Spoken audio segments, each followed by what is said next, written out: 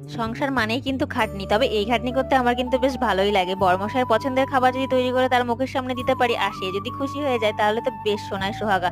আর এদিকে আজকে মনে হলো ওর জন্য একটু পিঠে বানিয়ে দিই। অনেকদিন থেকেই নারকেলটা ছিল ফ্রিজে, তো খাওয়াই হচ্ছিল না। তা আজকে বৃষ্টি দেখে ভাবলাম একটু পাটিসাপটা পিঠে ওর জন্য বানিয়ে দিই। আগে থেকে ভিজিয়ে রাখা গোবিন্দভোগ চালটাকে মিক্সার গ্রাইন্ডারে সুন্দর করে গুঁড়ো করে নিলাম আর একদম মিহি পেস্ট হয়ে গেছে। তারপরে হালকা গরম দুধে গুলে নিলাম। তার মধ্যে দিয়ে দেবো একটুখানি ময়দা। ময়দাটা এই কারণেই যাতে পিঠেটা ঠান্ডা হয়ে গেলে নরম হয়ে থাকে। নারকেলটাকেও আজ কোড়ানিতে না করিয়ে মিক্সারে ভালো করে গুঁড়ো করে নিয়েছি আর এত সুন্দর মিহি গুঁড়ো হয়েছে, ভীষণ ভালো লাগছে। আর তারপরে এতটা গরম লেগে গেল পিঠে বানাতে বানাতে, কারণ বৃষ্টিটা বন্ধ হয়ে গেছে আর বৃষ্টি বন্ধ হতেই গরম পড়ে গেছে। এদিকে একে এক পিঠেগুলো বানিয়ে নিচ্ছি আর এই মুহূর্তে আমার বরমশাই চলে আসলো ডিউটি থেকে, এসে সে গন্ধ পেয়ে তো ভারী খুশি আর পিঠে দেখে তো সে আরো খুশি। সে পাটিসাপটা পিঠে খেতে ভীষণ ভালোবাসে। আজকের মতো ভিডিওটা এই পর্যন্ত। সবাই অনেক ভালো থেকো, সুস্থ থেকো। দেখা হচ্ছে পরবর্তী একটা ব্লগে। আর ভালো লাগলে একটা লাইক কমেন্ট অবশ্যই করে দিও কিন্তু।